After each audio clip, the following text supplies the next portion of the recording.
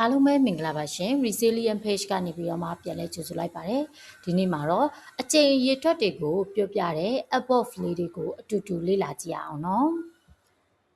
အချိန်ရည်အတွက်ကိုပြောပြတဲ့ above တွေကို above of frequency လို့ခေါ်ပါတယ် above of frequency ဆိုတာကတော့ action တစ်ခုကိုယ့်ရဲ့ဖြစ်ရပ်တစ်ခုကဘယ်နှကြိမ်ဖြစ်တယ်ဆိုတာကိုပြောပြတဲ့စကားလုံးလေးတွေကို above of frequency လို့ခေါ်တာဖြစ်ပါတယ်ဒါဆိုရင်တော့နေ့စဉ်သုံးလေးရှိတဲ့ above of frequencies လေးတွေကိုပြောပြချင်ပါတယ် above of frequencies တွေကတော့ always usually often sometimes rarely never လို့ပဲဖြစ်ပါတယ်ဒါဆိုရင်တော့ဥပမာလေးနဲ့လေ့လာကြည့်အောင်နော် always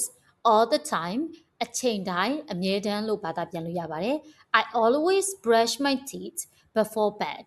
I always brush my teeth before bed usually most of the time ပုံမှန်အားဖြင့်လို့ဘာသာပြန်လို့ရပါတယ် I usually goes to the school by bus I usually goes to school by bus often many times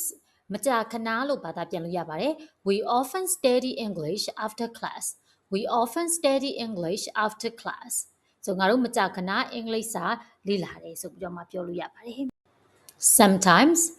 some of the time တခါတရံလို့ဘာသာပြန်လို့ရပါတယ် She sometimes reads a book in the evening She sometimes read a book in the eveningနောက်ထပ် above လေးကတော့ rarely ဖြစ်ပါတယ် rarely ရဲ့အဓိပ္ပာယ်ကတော့ almost never ဖြစ်ပါတယ်ရံဖန်ရံခါမျှတာလို့ဘာသာပြန်လို့ရပါတယ် I rarely eat fast food I rarely eat fast food